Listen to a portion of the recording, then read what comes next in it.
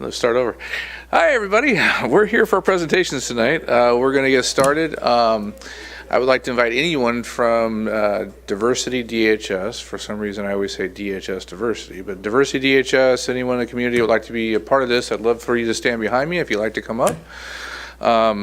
Tonight's going to be a proclamation for our LGBTQ plus community. You'll have to come to this side here. That always tricks everybody on us. They always want to just push or pull, whichever way you're comfortable. And I just want to stand right back here. That'd be perfect. And our presentation tonight is actually a proclamation for our community. And the proclamation reads, whereas the City of Desert Hot Springs, California cherishes the value and dignity of each person and appreciates the importance of equality and freedom.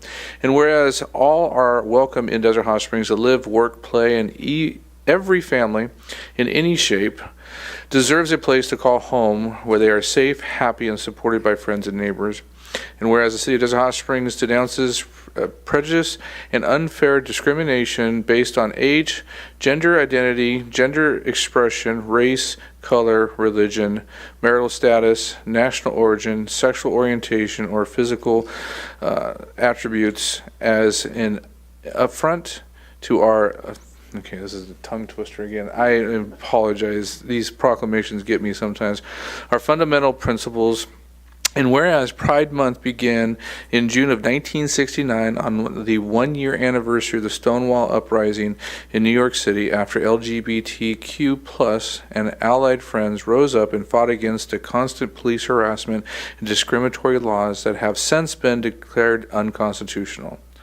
And whereas the City of Desert Hot Springs appreciates the culture, civic, and economic contributions of the lesbian, gay, bisexual, transgender, queer plus, LGBTQ plus community, which strengthens our social welfare, and whereas it is imperative that the young people in our community, regardless of their sexual orientation, gender identity, and expression, feel valued, safe, empowered, and supported by their peers and community leaders. And whereas despite being marginalized and under physical and political attack in many parts of the U.S., the LGBTQ plus community continues to celebrate authenticity, acceptance, and love.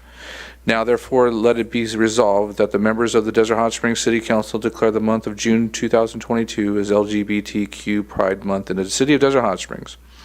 Recognizing that all the members of the LGBTQ community are welcomed in Desert Hot Springs and urging residents to recognize the contributions made by members of the LGBTQ plus community and to actively promote the principles of equality, liberty, and justice for all. This is on June 2000. This is for the month of June 2022, our LGBTQ plus Pride Month of the City of Desert Hot Springs, and signed by the mayor on behalf of the City of Desert Hot Springs. We want to thank the community. We have some of the members up here from Diversity Desert Hot Springs, and we just want to make sure that this is recognized. This was asked to be presented this month. We do celebrate in November during our Pride events, and we want to make sure that it's at the forefront of our community. So thank you. Thank you. Who wants to accept? Anyone want to say anything? Sure, I would too. Oh, go ahead. You gotta go. I'll just hold that too. My name is Jim Nindell. I would just want to say thank you, because it takes a little bit of courage for a city even to make an announcement like this, a celebration like this. It takes a little bit of courage, and our city came through. There's a tremendous amount of hate in this country right now directed towards a group of people who don't deserve it. There's a lot of violence potentially against our community. This is un-American, and people are nervous. And the fact that this city is going on record as saying that California is a good place to live and Desert Hot Springs is an excellent place to live for the people of our community says a lot. And I appreciate it. Thank you very much to Gary Gardner, to Jan Pye, to the entire council, to Scott Mattis, of course. Thank you.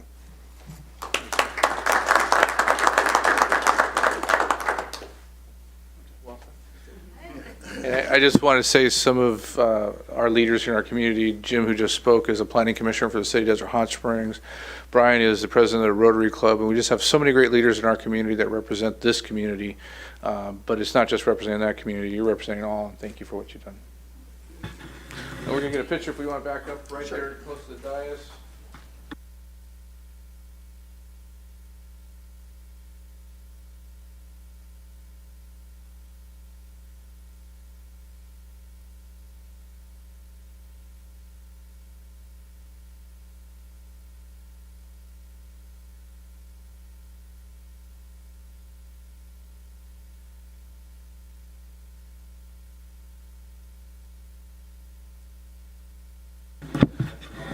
That is all the presentations we have tonight, so we're going to recess till 6 o'clock. Thank you.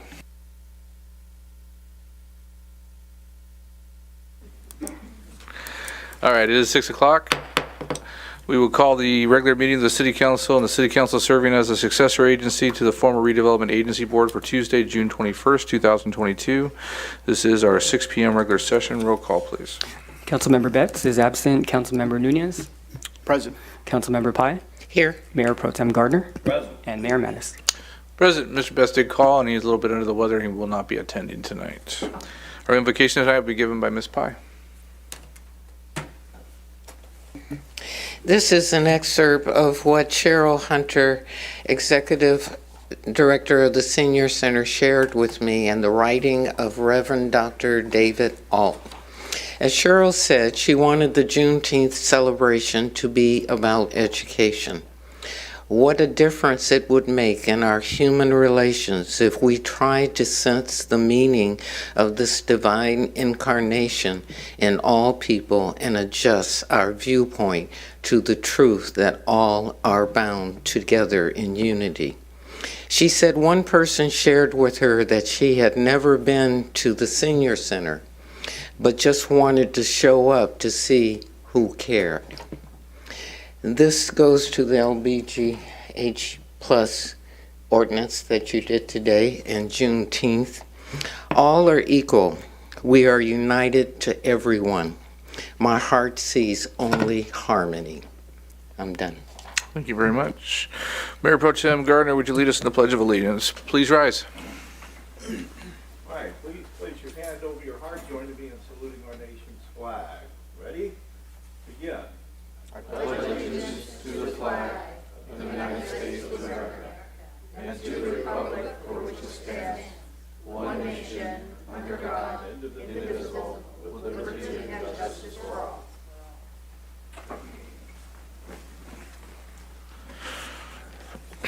Madam City Attorney, would you report on closed session, please? Thank you, Mr. Mayor. Members of council, we have no reportable action.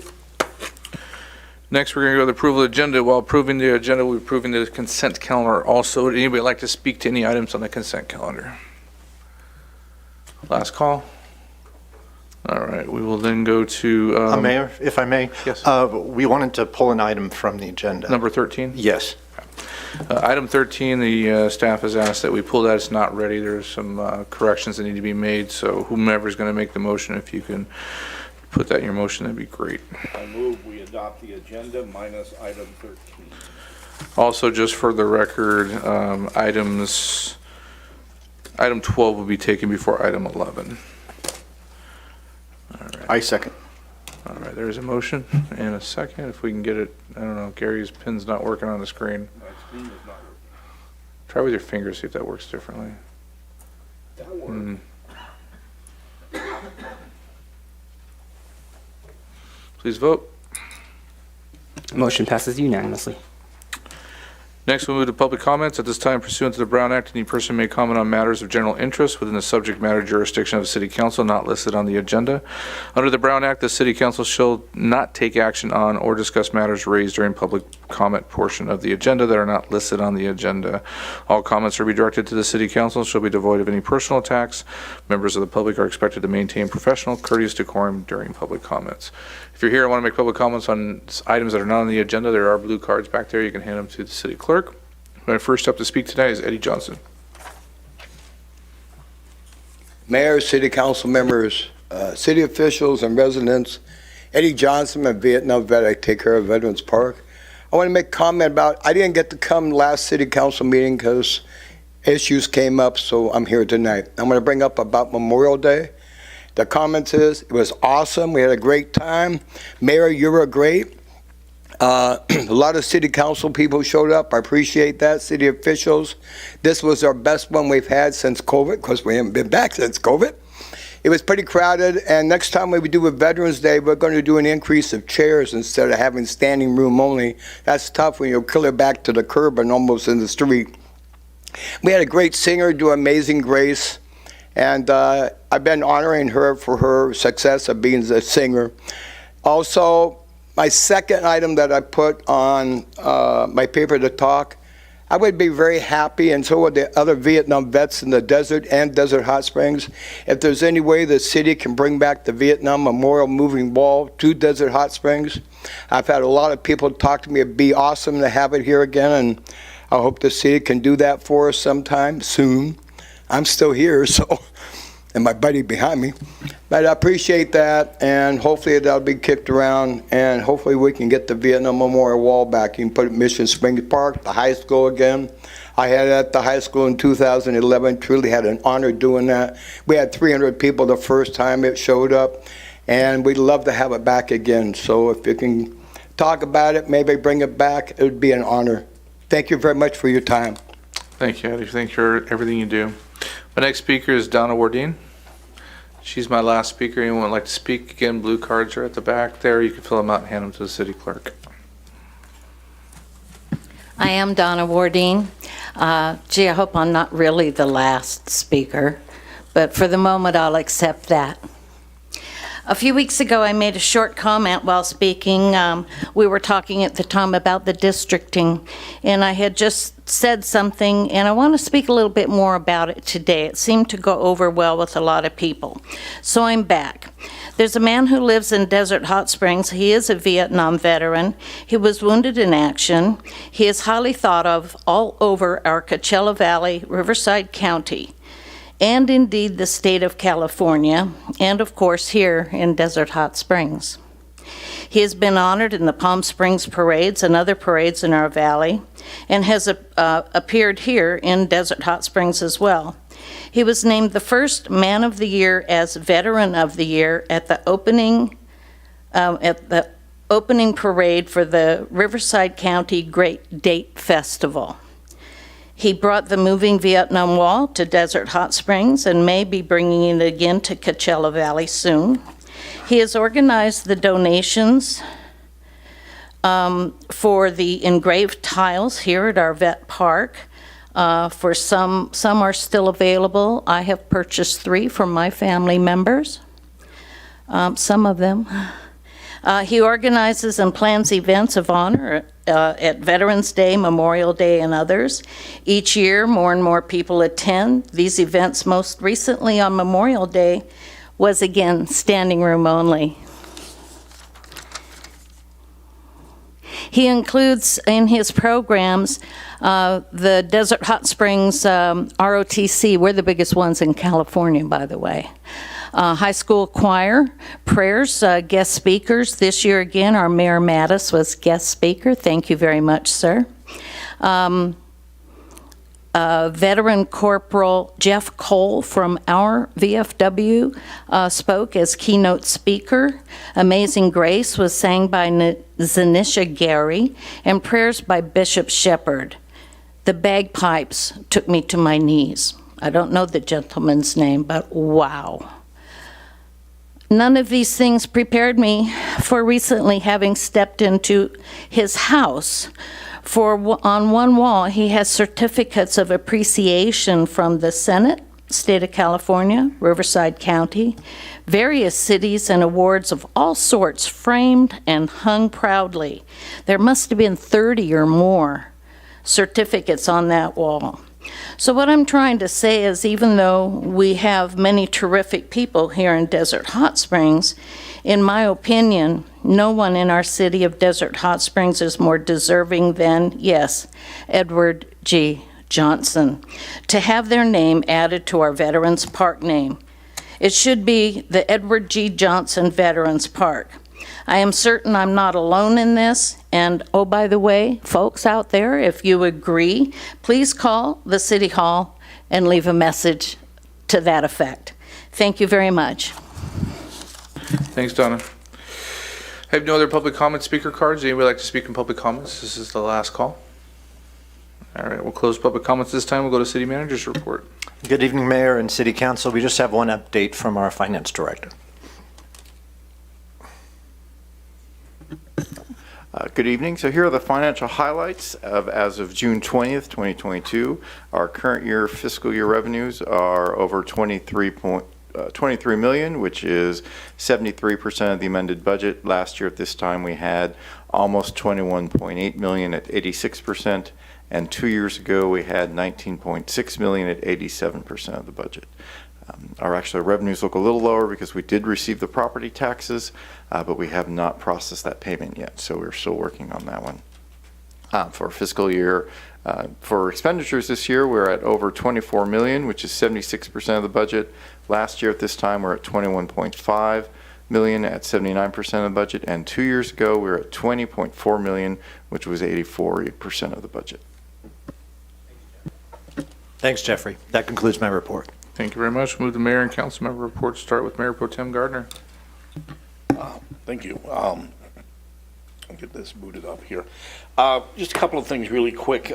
We had a meeting of the Coachella Valley Conservation Commission adopting our annual budget and purchasing some additional conservation land in DHS in the Willow Hole area. Had a really good meeting with our Assistant City Manager, Danny Porras, and the Living Desert folks. We got a grant from the Living Desert.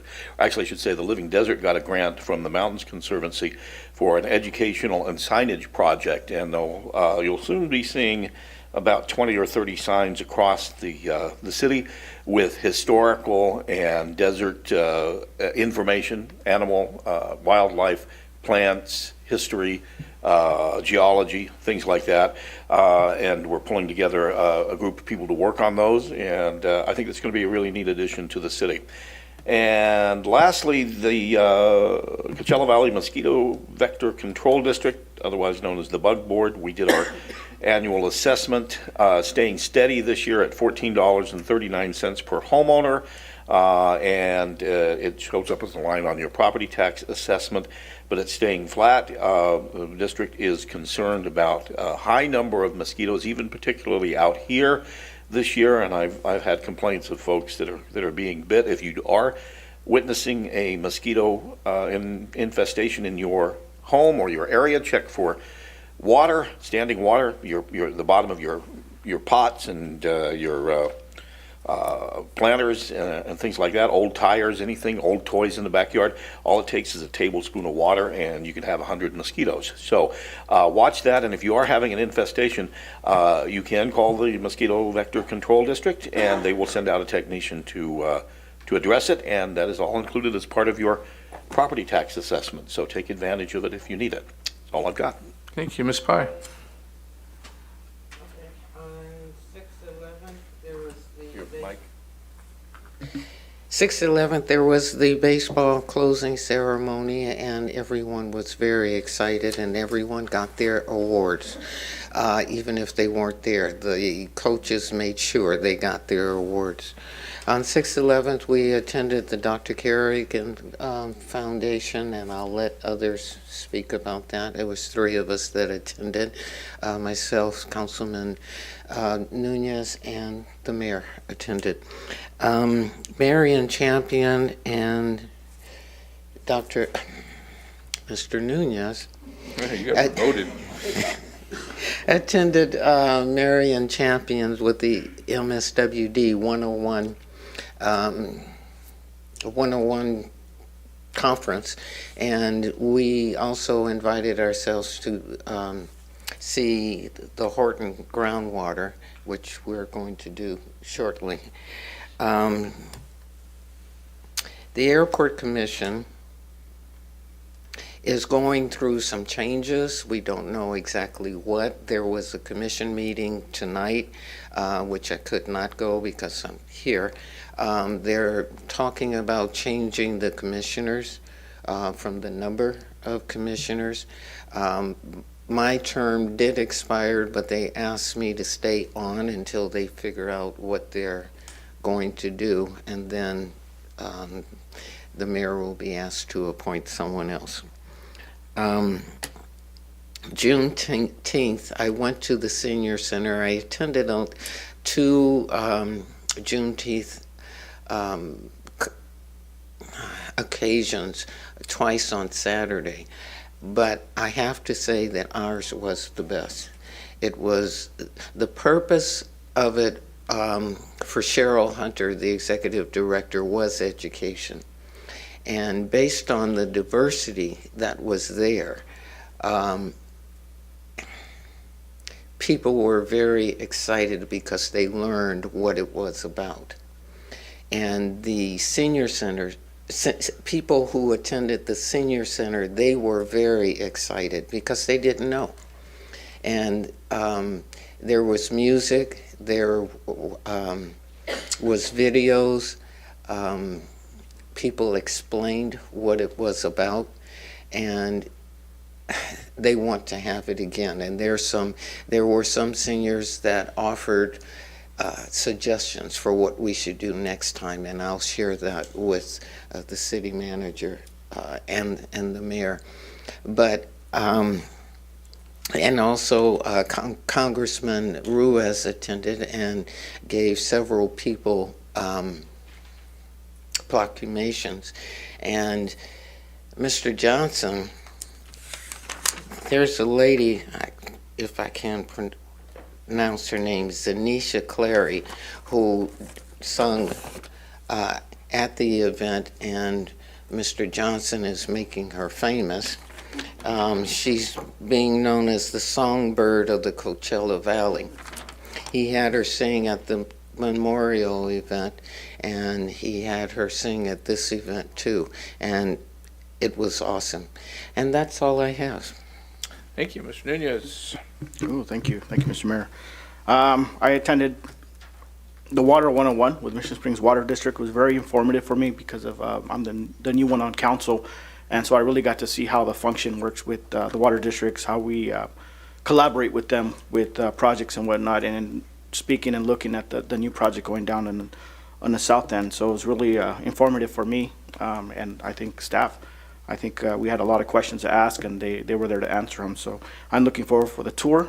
I'm hoping they can take us to the different water towers to get more information on that. So on Saturday, attended the high school graduation for EPIC, the Cesar Chavez High School, that they have campuses in Mecca, Indio, Riverside, Desert Hot Springs, and Catiro City. The graduate ceremony was done at Catiro City High School, so it was really an honor to be there, be present for those students.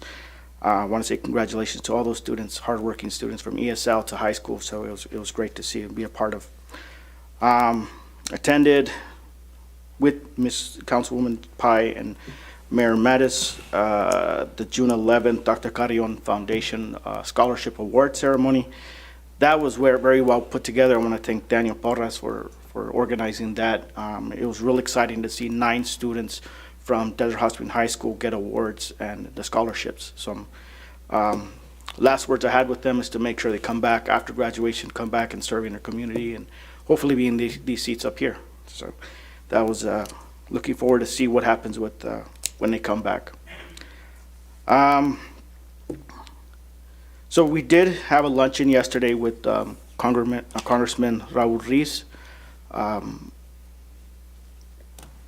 It was really an honor to host the mayor of Indio, city councilwoman from Palm Springs, and ourselves, and the community organizers, community leaders. It was really great to have them here in Desert Hot Springs, and just talking to them, for them to say that Desert Hot Springs is changing and transforming into something that's, it should have been a long time ago, was an honor. So having Congressman Raul Ruiz have a round table discussion with these leaders and where we need to go from where we were starting. So it was a good talk, good start. Councilwoman Pai was there to give her words of wisdom, And she was done, like she said.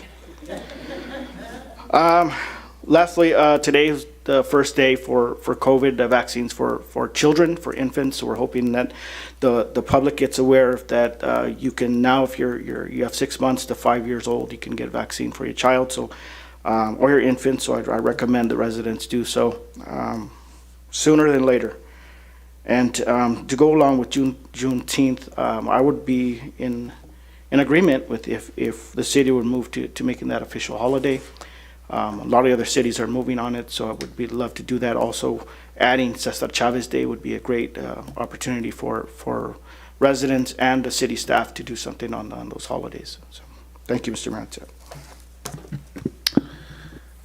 My report will be short, and we'll get to our meeting. I was honored to speak at the Mission Springs Water District's new wastewater treatment plant, and located at the south end of our city, off of Little Morongo and 20th. Is that correct? Good streets right there. I was out there years ago when they broke ground on their solar field and dedicated that land for future sewer or wastewater treatment plant. And I was, that's the last time I've been out there. And so you drive down 20th and you turn the corner, and they broke ground a while ago. They've already got a huge hole in the ground. They were rebarred, and cement was getting ready to be poured. And so this event was just kind of memorialize the fact that it was groundbreaking, but they're moving fast. And why this event is so important to us is not our agency, but for us to grow as a community, infrastructure needs to be in place, and this is a piece of that. So I was honored to say a few words there. Riverside County Transportation Commission had their meeting. I was not able to attend. Mr. Betts attended for me. He'll report the next meeting. I also wanted to say thank you to Daniel Porras for inviting the council to the Dr. Carry-On event. Our city is one of, I think, very few cities that donate to the organization. And out of, I don't know how many kids were honored that night, 9 were from Desert Hot Springs. And if I understand it correctly, and I could be totally wrong, and Danny, throw something at me if I'm wrong, but they go through an interview process. It's not just because they're from Desert Hot Springs or just because they're here. They have to go through an interview process. They have to qualify. And so it was really an honor to be there and be invited and to see it. The event is impressive. The scholarships are impressive. But what's more impressive that I found out is that our assistant city manager can put on an event, get you in and get you out the proper way. If you ever want to go to an event, that is the man you want putting behind that event. We have been to a lot of events, and you get someone walking up there to get an award or get something. They stop, they take pictures, they get to say something. It could last forever. They literally announced the names. The kids walked up. There was packages for them. Here you go. Keep going. And food, music, go home. That was a great event. No, the food was good. Everything was great. Again, thank you for inviting us. Little League, as stated, had their closing ceremonies, and then it moves into tournament play. So you will see that Wardman Park is still being used for Little League events. There's 2 tournaments being hosted this year. That's the minor league softball girls. I believe that's like 8, 9, 10-year-olds. And then you have the rookie tournament each year, which is basically like a machine pitch tournament. And for the next couple of weeks, you'll see a lot of activity at those parks. The rest of our teams are spread out throughout the region, which is from Yucaipa to 29 Palms. So they're playing all over the place, and they're all doing pretty darn well. So we're pretty impressed.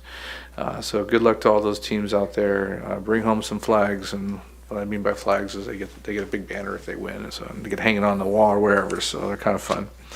That's all I've got tonight. We've got a very strong agenda tonight, so we're going to move on. Mr. Mayor, if I may, real quick. Yeah.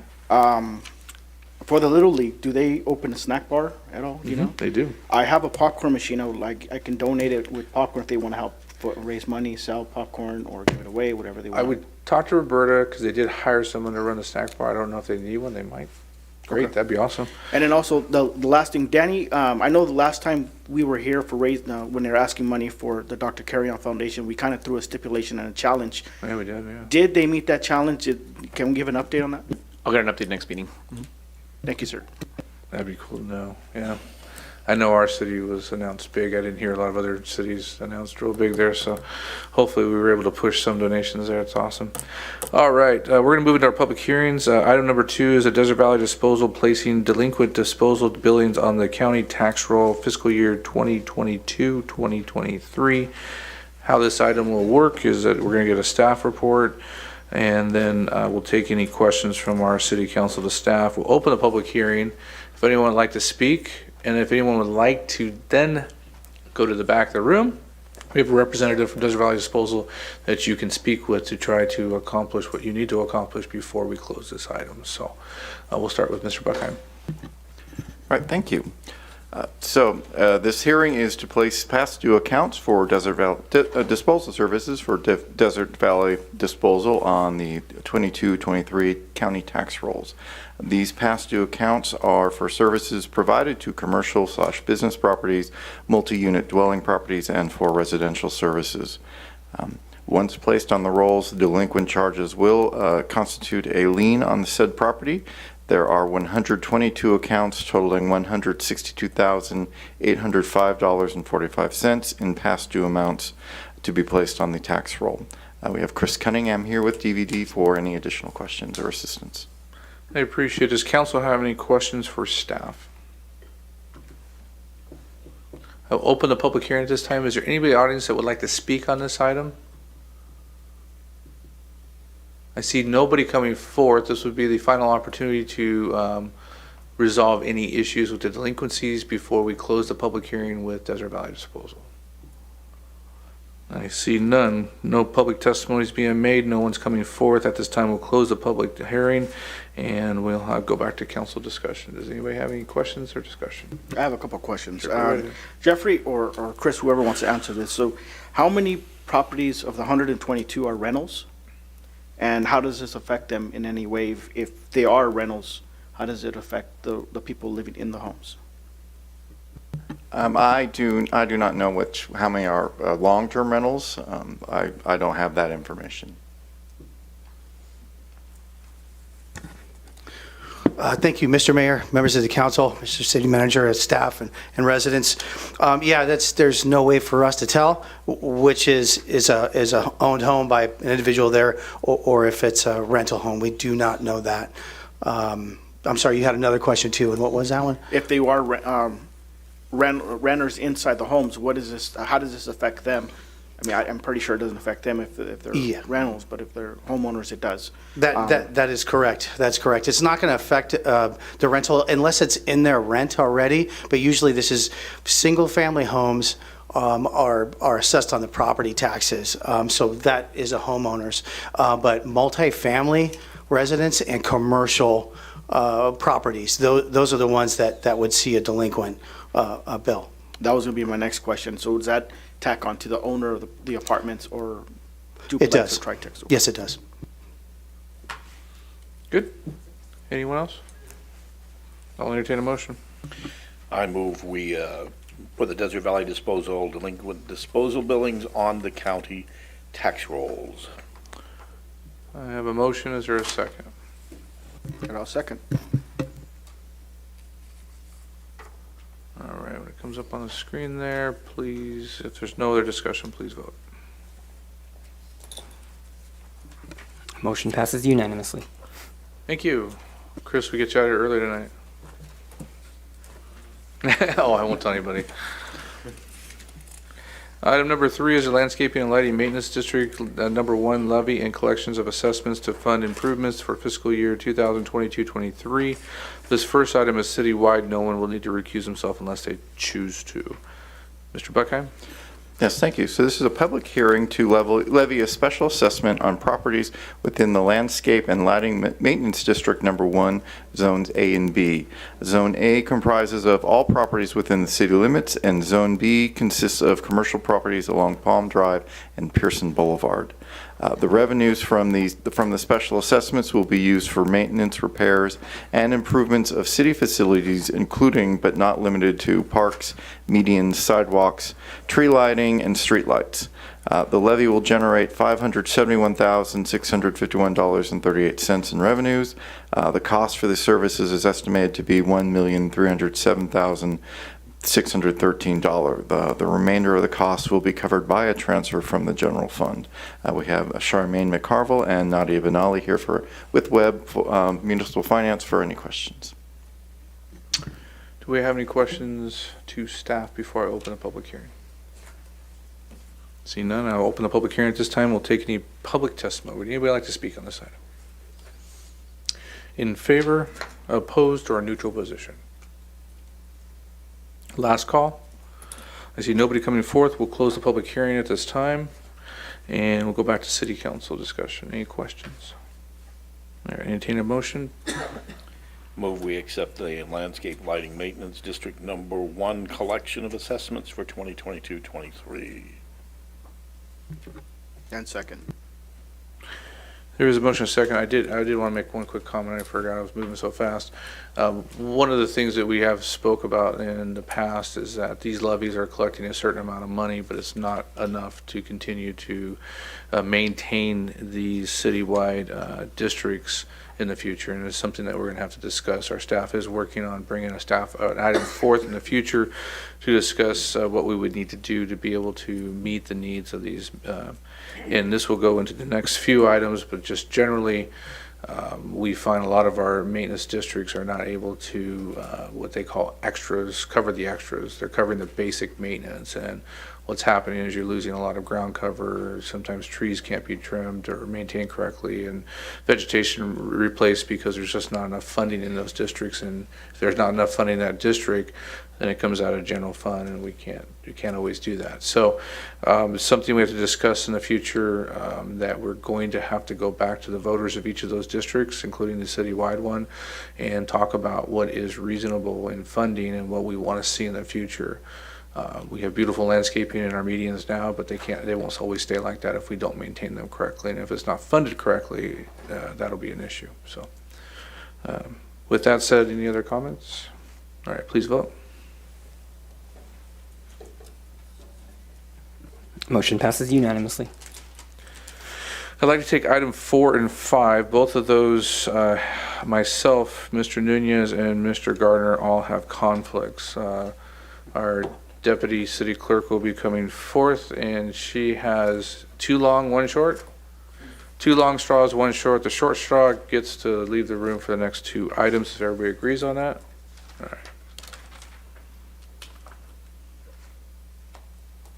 right. I was hoping Gary was going to have to work tonight. We can all excuse him. Let Jan his flight got canceled last night, so he got in late. You can go take a quick nap. All right, Mr. Gardner has left the room. We're going to take item number 4 first, Lighting and Landscaping Maintenance District number 2, Levy and Collections of Assessments to Fund Improvements for fiscal year 2022-23. Mr. Buckheim? Yes, so this is a public hearing to levy a special assessment on properties within the Landscape Lighting Maintenance District Number 2. District Number 2 consists of 18 residential zones throughout the city.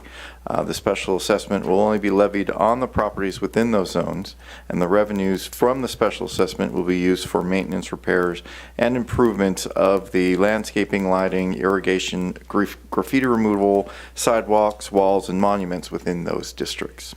Or within those zones, I'm sorry. The estimated revenue and costs for the Landscaping Lighting District Number 2 for fiscal year 22-23 is $328,518.40. All right, any questions for staff? All right, we'll open the public hearing at this time and take any testimony in favor, opposed, or neutral position. Anyone would like to speak to the city council? See nobody coming forth. We will close the public hearing at this time. City council will go back to discussion. If there's no discussion, I'll entertain a motion on adoption of the resolution. So moved. There is a motion, a second. Just go ahead and push on the screen there. This would be 4 and 5, correct? This is just for 4. We'll have to do 5 separately. We just wanted to kick Gary out of the room for 4 and 5. All right, please vote.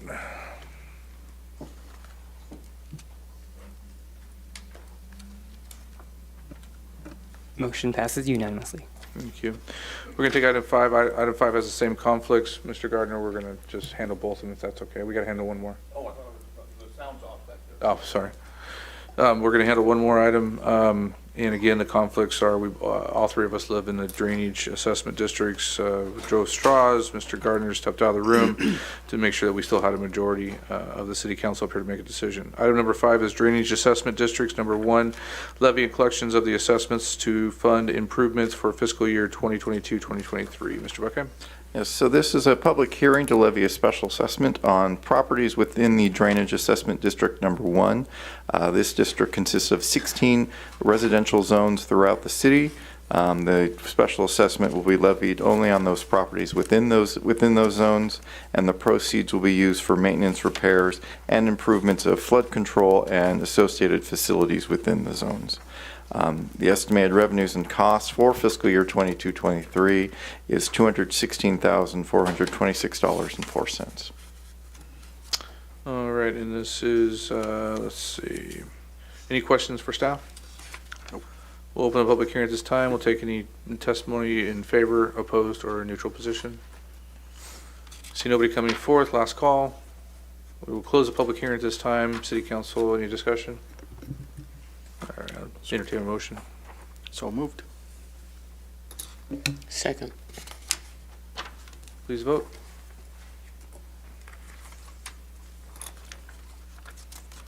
Motion passes unanimously. Thank you very much. Can someone grab Mr. Gardner? I'm waving at him. He's coming. All right, we're going to move on to item number 6, which is the annexation number 47 to the City of Hot Springs Community Facilities District number 2010-1 services for APN 656-040-052 located south of 2 Bench Palms Trail and east of Palm Drive. Mr. Buckheim? Yes, so this is public hearing is Annex Zone 47 into the Community Facilities District number 2010-1. This is a 1.54 acre parcel located on 2 Bunch Palms east of Palm Drive. The annexation will allow the levying of a special assessment on the property to provide for services including but not limited to landscape maintenance, lighting, and drainage basin services. Council, have any questions for staff before I open the public hearing? I see none. We'll open the public hearing at this time and take any public testimony. Anybody like to come forth and give any testimony? I see nobody coming forth. We'll close the public hearing at this time. Any questions or discussion for staff? Just one. Is this property a part of the 2 Bunch Palms Resort? No, this is the Burger King. Okay. All right, we're going to first need to have a motion to adopt a resolution calling for the election. Do I have a motion for that? So moved. Do I have a second? Second. Put it up on the screen. Please vote.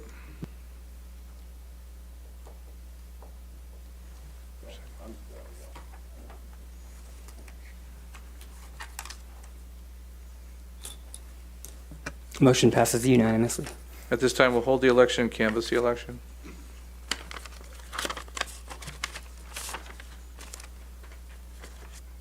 The property owner has voted in favor of the annexation.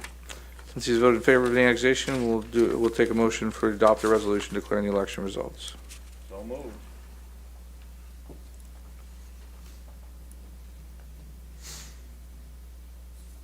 Is there a second?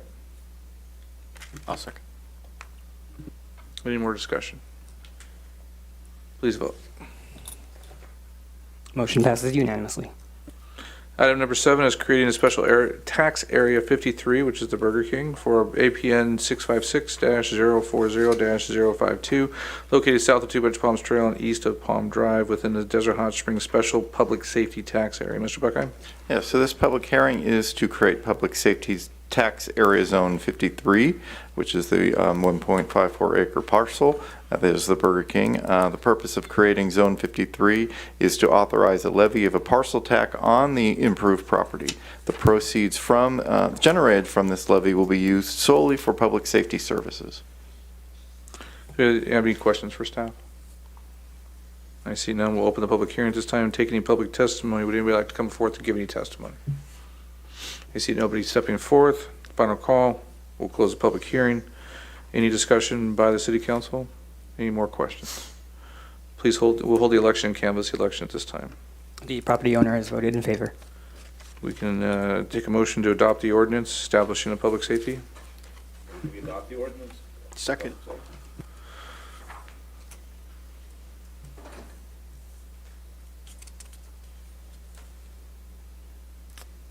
Please vote. Motion passes unanimously. Move on to the administrative calendar. Chris, I thought you were really hanging out with us. I forgot you had a second item on here. Item number 8 is our administrative calendar. It's a resolution of intent for placing Desert Valley Disposal annual billing for services of residential properties on a tax roll, fiscal year 22-23. Mr. Buckheim? Yes, so this is a resolution of intent to place the solid waste refuse services for residential properties on the 22-23 county tax roll. The public hearing is set for July 5th, 2022, at which time there will be an opportunity for the public to address City Council on this matter. Madam City Attorney, can we take all 3 of these items as one recommendation, as one vote?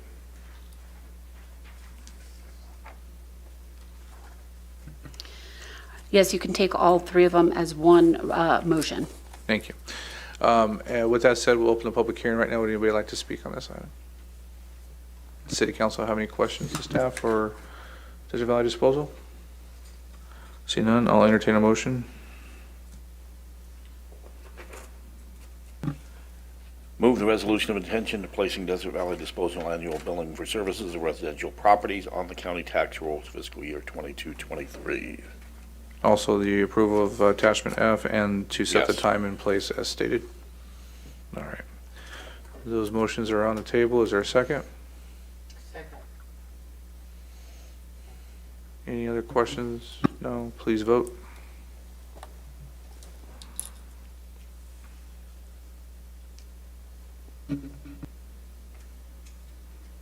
Motion passes unanimously.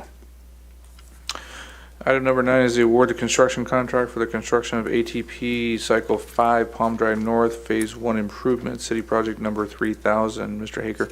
This will actually be the city engineer, Jillian. Thank you, Jenny. Good evening, City Council. The ATP Cycle 5 Palm Drive North Improvements is a roadway improvement project that extends from Pearson Boulevard to Mission Lakes Boulevard. The project includes installation and construction of sidewalks for gap closure, ADA curb ramps, Class 2 and Class 2 buffered bike lanes, SCE streetlights, removal and replacement of asphalt, and high visibility crosswalks. Oops. Okay. On February 18, 2020, the city approved a professional services agreement with Omnis Inc. to prepare plans for the Palm Drive North improvements. Preliminary plans were developed to apply for grant funding through various sources, specifically from Riverside County Transportation Commission for SB 821 and the state's Active Transportation Program Cycle 5. On May 20th, 2019, the Riverside County Transportation Commission approved SB 821 funds in the amount of $330,906 for the DHS bike lanes and ADA improvements, which is part of the Palm Drive North improvements from Pearson Boulevard to Mission Lakes Boulevard. On March 16, 2022, the California Transportation Commission allocated the funding in the amount of $3.7 million for the City of Desert Hot Springs pedestrian and bike path. They approved the final designs, which included the following. Class 2 bike lanes consistent with the bike lanes on Palm Drive south of Pearson Boulevard. Class 2 buffered bike lanes, which will include a buffer between vehicles and bicyclists. Sidewalk installation and gap closure for areas in which sidewalk is needed or ends abruptly. Installation of flashing beacons at bus stops. High visibility crosswalks at Pearson Boulevard, 8th Street and 12th Street. Lane reductions, also known as a road diet. The picture shows existing Palm Drive and the lane configuration after construction with only 2 through lanes, a left turn pocket, and then bike lanes will be located on each side of the lanes. ADA ramps in locations where ADA ramps do not exist or do not meet current ADA requirements. The location shown is the northwest corner of 7th Street and Palm Drive. The new ADA ramp will look similar to those located on Palm Drive south of Pearson Boulevard. The project will also include a 4-way stop at 12th Street, 11 SCE streetlights, and removal and replacement of asphalt. On May 3rd, 2022, the request for bid proposal for the construction of ATP Cycle 5 Palm Drive North was released. On May 31st, 2022, the bids shown on the slide were received and opened. Staff reviewed the bids, verified all submittals, and determined the lowest responsible bidder to be Onyx Paving Company Incorporated with a total bid amount of $3,172,000.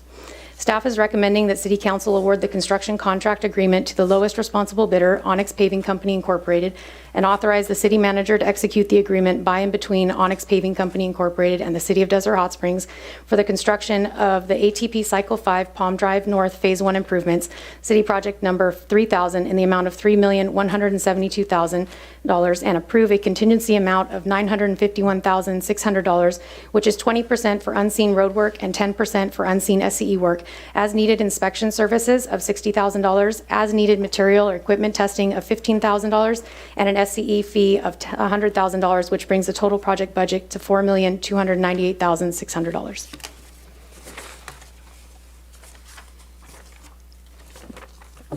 That's the end of your report? Yes, that's in your report. Sorry. That's when I was reading something, wasn't paying attention. These got to wake me up. With that said, we'll open the public, or this isn't a public hearing, we'll open public comments. Anybody like to speak on this item? I hear nobody coming forth. We'll close public comments, and any questions from council to staff? Just one, if I. Is any of this going to go in front of the planning commission for a project review for any part? No. Okay. I just want to make sure when we do the sidewalks that they're extra wide and not just what we see now, what, 4 foot. That's not indicated in here. I'm pretty sure we can meet with Onyx to see what the project review is going to look like. That's why I kind of ask if it's going to go in front of the planning commission. I think it'd be a great idea to give them experience to what we want to see and what we want to look at. Yeah, go ahead. Do you have a start date and an end date on this project? Anticipated construction is August, and the finish will be in February. Okay, thank you. Mr. Mayor, yeah, go ahead. let me answer Councilmember Nunez's question about the sidewalks. There's going to be sections where brand new sidewalk is installed. Those sections, we can definitely make them wider. The existing sidewalks, we would have to remove and replace, which would completely change the project. But in areas that can be, we will definitely incorporate those.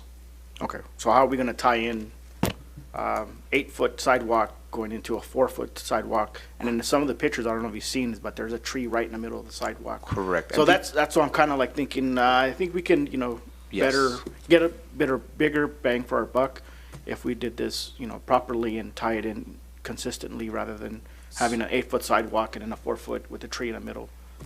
Yes. I don't know, maybe I'm not innovative Yes. thinking, so I don't know. Yeah, I believe the civil engineer and Jelena already checked those out. So yeah, those areas will be definitely widened. Where exactly is the road diet going to take place? The entire length. Okay. Yeah, I'm really excited about this project. This is kind of continuing where we started years ago down at Camino Aventura, moving all the way up to the north. Unfortunately, I think now from Camino Aventura south, we're going to have to focus on that very soon as that road started to deteriorate. But this is going to be huge for our spa areas and some of the areas where we have a lot of traffic that doesn't always adhere to the speed limits in that area. So with this road diet, I think that'll help. Having the new bike lanes are important as we tie into a full bike and pedestrian program throughout our community, and the new street lights. Obviously, that's going to be really, really important to keep people safe when they're out and about. Unfortunately, there was a member of our community that came to speak to me a lot when I was a council member. I owned a small business here in town. He has passed away since, but he always asked me, can't you get more streetlights on a number of streets between Pearson and 8th Street? I like to walk at 5 in the morning, and half the year it's too dark. So in his memory, we're going to get those streetlights finally. All right. At this time, we have no other comments. We'll entertain a motion.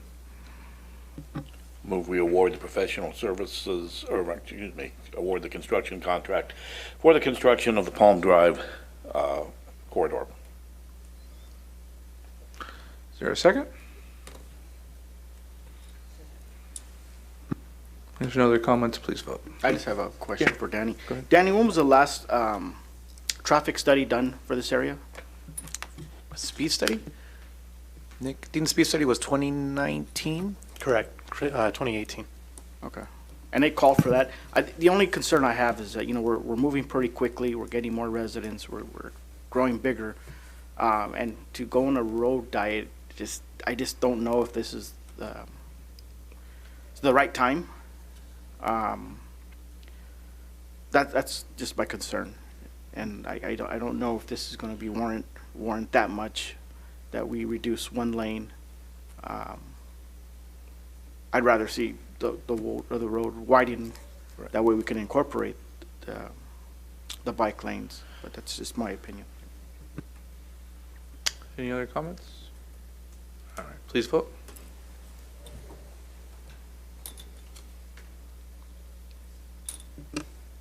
Motion passes with Councilmember Nunez against.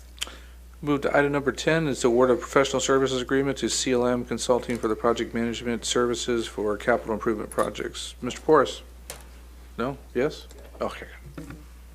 Let you know which one it is. Yes. Let me just get.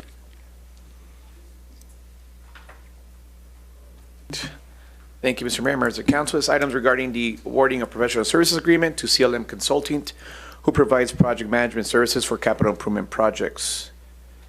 Let's see this thing. There you go. Thank you. On April 26, 2021, the city entered into an agreement with CLM Consulting to provide project management services for capital improvement projects with a focus on public safety projects, public safety facility projects. Some of their scope of work included oversight of projects from planning through design through completion of construction. Other scope of work included coordination of projects with city staff, architects, contractors, subcontractors, utility companies, and all county and state departments as needed. Thank you. So currently, CLM Consulting has been and is currently working on the design and construction of a new police department dispatch center, the design of the new police department annex building, the design of new fire station 98, the design of new public safety campus site improvements, the design of police department tenant improvements, the design of fire station 37 tenant improvements, and the design of Reflection Park. CLM Consulting staff qualifications has a combined over 80 years of government experience with focus on public safety. Some experience includes project management and construction management experience in the following projects: the Cathedral City Police Station, City Council Chambers, the Town of Osalmo Police Station, Public Library and City Buildings, Town of Osalmo Police Department Temporary Facility, the Desert Hot Springs New City Hall, Desert Hot Springs Animal Care and Control Facility, and the Desert Hot Springs Cabot Museum Administrative Offices. Staff is recommending City Council authorize City Manager to execute a professional service agreement between CLM Consulting and the City of Desert Hot Springs for the project management services for the design and construction of capital improvement projects in the amount not to exceed $96,000 per fiscal year for a term of 3 years. Staff is making these recommendations based on the experience of having first-hand experience on the operational needs of public safety, experience in management of local city projects. They have met and exceeded the past and the current city's needs and expectations, and in order to continue to move these projects from design through completion. Some of the projects that are in the works right now are the completion and final punch list items of the new police department dispatch center, the construction of the new police department annex building, going from design to construction of the new fire station, as well as the new public safety campus site improvements, and the police department tenant improvements and fire station 37 tenant improvements. That includes my staff report. I'll gladly answer any questions. Before we get to questions, we have any public comments? See nobody coming forth. We'll go to city council comments. Anyone have any comments, questions? No, nothing? Okay, we'll move to approval or a motion for the item. Move that we award the professional services project management to CLM Consulting. Is there a second? Second. There's a motion and a second. Any more discussion? Please vote.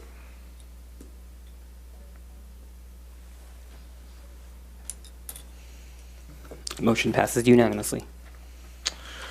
All right, the next two items are, we're going to flip them. Item number 12 is going to be taken first. It's an urgency ordinance related to candidate residency.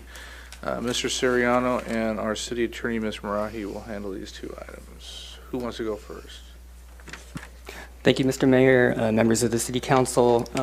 So currently there is no durational residence requirement before a candidate files nomination papers. So the ordinances before you would amend the municipal code to require that City Council members must reside in the jurisdictional boundaries of their respective district for no fewer than 30 days. The same applies to mayoral candidates. And then lastly, proof of residency would have to be shown to the city clerk clerk upon filing of nomination papers. Before you are two identical ordinances. The first is an urgency ordinance, and that is due to the timing of the nomination period and the election in November. And then the second ordinance is identical to the urgency ordinance, but that would just be processed as a normal ordinance. That concludes my staff report. Anything that Mr. Siriano missed that we need to, you might want to explain how we're going to take this vote? Absolutely. So the first item before you would be the urgency ordinance. The only difference is that the urgency ordinance contains urgency findings, and so we would have to take both of these ordinances separately. The urgency ordinance requires a 4/5 vote of the council, so in this case, it would be a unanimous vote. And then the regular ordinance is pretty much like a belts and suspenders kind of thing. In case the urgency ordinance does not pass with a unanimous vote, there would be a regular ordinance, obviously, and that just has regular voting requirements, which would be a majority vote of the city council. I have a question by Mayor Pro Tem. So we take the urgency ordinance first, and it passes with a 4/5 majority. We don't take the second one, correct? No, you would take both of them. They're just in case the city were challenged, something happens with that urgency ordinance. You always take the regular ordinance as well as a just-in-case measure. We just have to take them separately. All right. Absolutely. Comments or? I'm going to open public comments first. Anybody would like to speak to this item? See nobody coming forth? Go ahead. Yeah, I think this is an important one going to our district elections for the first time this year, and making sure that the people running in districts from now on actually live and maintain a residence in the districts. That's one of the key pieces of this ordinance, is that you must maintain your residency in the district during the term, and if you leave during the term, then you forfeit your office. So I think this is very important. I would encourage us to do an urgency one because, as you'll see on the next agenda item, the election is starting up soon, and then we want the urgency one to be in place in time for candidate filing season, which starts on July 12th. Am I correct? We'll be getting to that next. Yeah. So that's why we need to have the urgency one. So I would urge my fellow council members all to support the urgency ordinance. Anyone else? Yeah, just a question for Gerald. Can we define what proof of residency is? What are we looking for? Is that in the resolution? So the city attorney and I discussed this, and so we left it pretty general, so that could mean like any type of proof of residency, so a utility bill, et cetera. All right, so Okay, I think I'm Mayor, if I may, Gerald, I believe this is the same procedure we used to verify before we went to districts. We would verify residency. Right, we would verify residency, but this time we would verify the length of residency. okay. So my question is, so if someone moves into whatever districts and they're registered to vote, would that be a proof at that address? Would that be a proof of residency? And because I guess sometimes it takes a while for them to get the information when you register to vote at a certain address. So Yes. it might take longer. So than a yes, month. that would be acceptable. Yes, if they can show their proof of voter registration that has a date, then that would be acceptable. Very well. if there's no other questions, I'm sorry, go ahead. I just wanted to say this has happened before when we had regular elections. So this is not new, except it's new because we have districts now. So we have two items we're going to have to take for this. Item number 12, the first would be considering the urgency ordinance, and that will need to be a 4/5 vote, meaning that all four of us would have to vote in favor of for it to pass, correct? All right. So I'll entertain a motion if someone would like to make one. I move the urgency ordinance relating to candidate residency. Is there a second on that? I'll second. Is there any more discussion before the vote's taken? All right, please vote.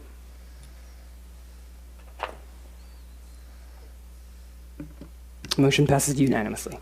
And then the second portion of that would be considering the first read, or introduction of the first reading of the actual ordinance. I move the actual ordinance relating to candidate residency. That's been moved by Mr. Gardner. As soon as it comes up on the screen, is there anybody who would like, no, we already did public comments.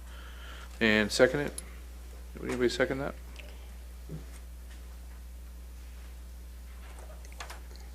Go ahead. This is, I know it's, So we always, when we bring an urgency ordinance, we will always follow it with a regular ordinance as a backup measure just in case. So the urgency ordinance obviously passed, and it's my recommendation that to always bring a regular ordinance as well as a stopgap measure. That's just in case we account, someone challenges it. Okay. There's still an ordinance that would pass after whatever the time limit is necessary. All right, please vote.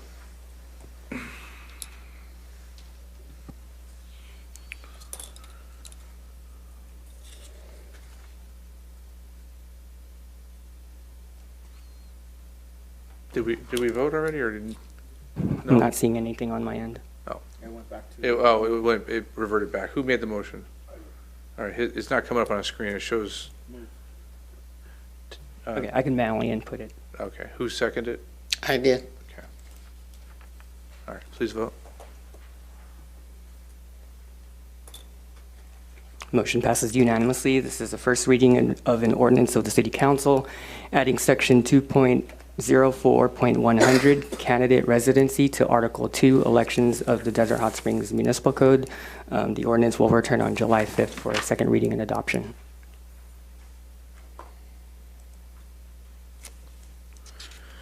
And then we have the next item, which is the notice and call of the general municipal election to be held on Tuesday, November 8th, 2022. Mr. Soriano? Thank you, Mr. Mayor, members of the council. Sir, pursuant to the Desert Hot Springs Municipal Code, general municipal election shall be held on the first Tuesday after the first Monday of November in each even-numbered year. So that puts this year's election on Tuesday, November 8, 2022. For the election of the following municipal officers, council member from District 1 and council member from District 3. District 1 is currently held by incumbent Gary Gardner, and District 3 is currently held by incumbent Jen Pye.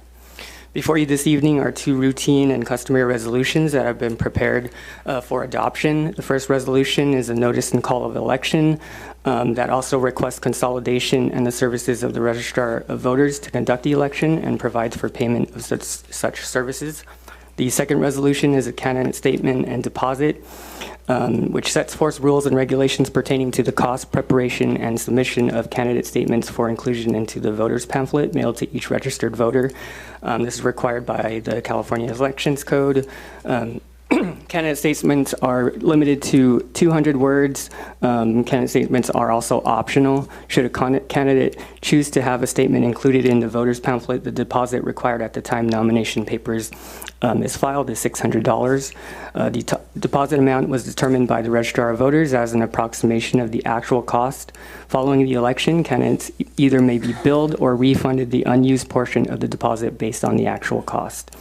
And also pursuant to the Elections Code, candidate statement shall be limited to a recitation of the candidate's own personal background and qualifications and shall not in any way make reference to other candidates for that office or to another candidate's qualifications, character, or activities. This year, the city has transitioned to a by-district election system, and what that means is in a by-district election system, a candidate for city council must reside in the district which he or she wishes to represent, and only registered voters residing in that district may vote for the candidates running for that district. On April 5th, the council adopted Ordinance 754, which approved the final map, a final district map establishing a by-district election process, commencing with this year's election on November 8th. Members of the City Council from Districts 1 and 3 shall be elected on a by-district basis beginning with this year's election and every 4 years thereafter.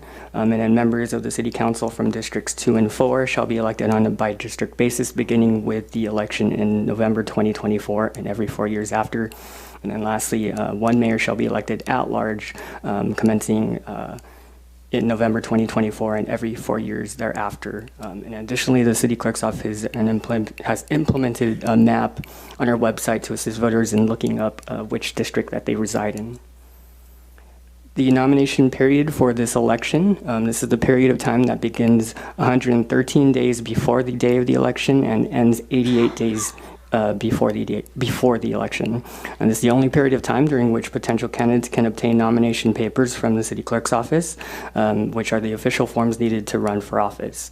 With that being said, the nomination period begins on Monday, July 18th, and will end on Thursday, August 11th. It was brought to my attention that the election calendar, which was included in your packet, states August 12th. So if I can clarify that the elections code section says that the nomination period shall not be earlier than the 113th day and shall not be later than the 88th day during normal hours as posted. And so with the city being closed on Fridays, extending the nomination period to that following Monday wouldn't be lawful.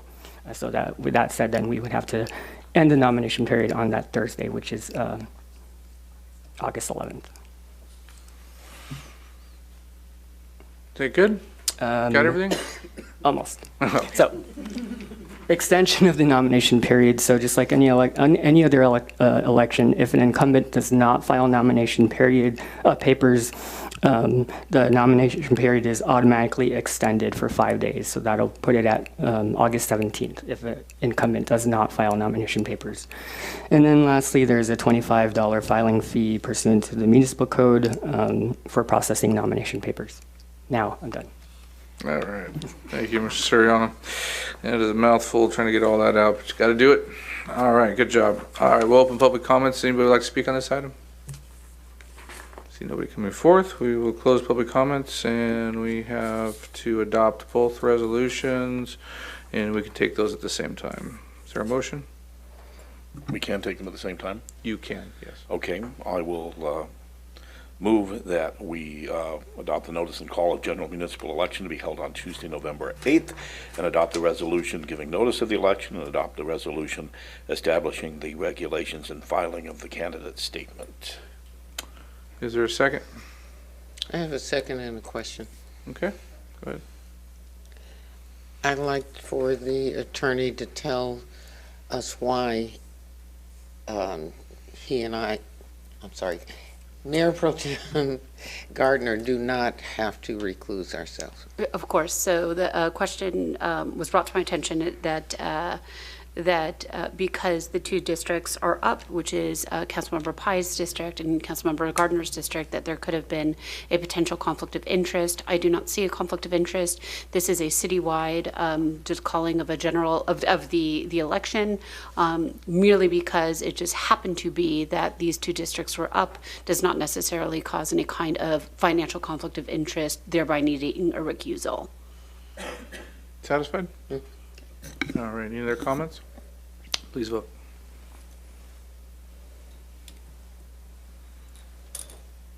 Motion passes unanimously. We had pulled item 13, item 14, Human Resources Department Temporary Staff Services Contracts. Mr. Buckheim? Yes, thank you. So due to position vacancies, staff on extended leave, and seasonal workloads, the city from time to time needs to hire temporary personnel to continue providing services. We like to draw from 4 different companies: At Work Personnel Services, Robert Half International, Proper Solutions, and LF Staffing Services. These 4 companies provide a variety of temporary staffing services to the city, ranging from clerical, administrative, accounting, and manual labor. So staff recommends authorization of the city manager to execute professional service agreements with these 4 companies. Do we have public comments? I see none coming forth. We'll close public comments. Any questions? Just one, Joffrey. Where are the companies located? All these companies all have an office within the Coachella Valley. Within the Coachella Valley or outside of Coachella? Within the Coachella Valley. Thank you, sir. Any other comments? I'll entertain a motion. Move staff's recommendation. There's a motion and a second. If there's no more discussion, please vote.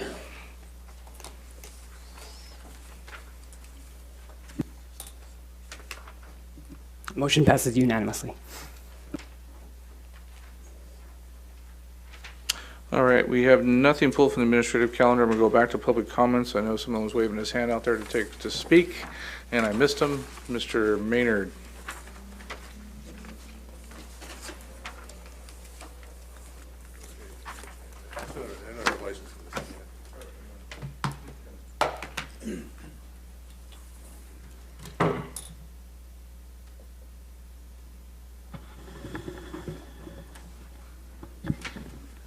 You got on the wrong way on the 303 last week.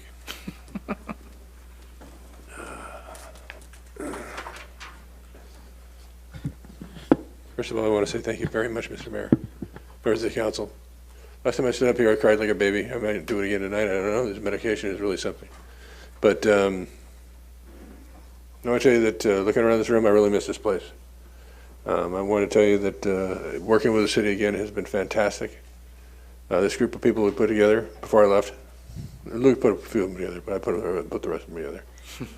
They're just amazing people. We're going to build some wonderful things here in town, and I'm going to continue to build with love and affection for this city. So I just wanted to say that before I left. Thank you very much. I love all of you. Thank you, boss. We had an agenda that was supposed to last for 15 hours, but it got through pretty quick. I was hoping you were going to have to wait till the end, but Yeah. This is the end, and thank you. You should have seen my presentation. Can only imagine. Night, boss. And with that said, I don't know how it happened, but we have no more business in front of us. I know staff is standing on the edge of their chairs to go home early, and we won't tell your spouses or whomever you're going home to if you want to go have a drink. But with that said, I have no more business in front of the city council. We are adjourned.